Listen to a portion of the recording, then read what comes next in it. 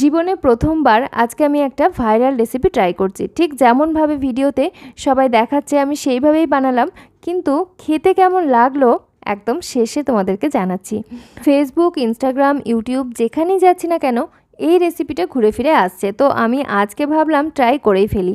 এর জন্য প্রথমেই ছোলার ডাল আর সয়াবিন গরম জলে ভিজিয়ে রেখেছি। সয়াবিনগুলো জল চিপে তুলে নিলাম আর খুব ভালো করে ফ্রাই করে নিলাম। প্রেশার কুকারে রান্নাটা করব, ওই জন্য প্রেশার কুকারেই ফ্রাই করে নিলাম। আর অন্যদিকে আমি একটা রেসিপি বানাচ্ছি ভেন্ডি দিয়ে চিংড়ি মাছের, যেটা ন্যাচারালি সবাই বানিয়ে থাকে যেভাবে সেভাবেই বানাচ্ছি, সেজন্য ওই রেসিপিটা তোমাদেরকে ডিটেলে দেখালাম না।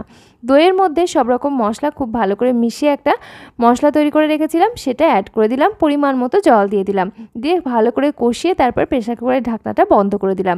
ভিডিওতে যেভাবে সবাই দাবি করেছে যে এই রেসিপিটা ভাত, রুটি, পরোটা সব কিছুর সাথেই ভালো লাগবে, আমিও ভাত রুটি দিয়ে খেয়ে দেখলাম, ভীষণই টেস্টি। তোমরাও বানিয়ে দেখতে পারো।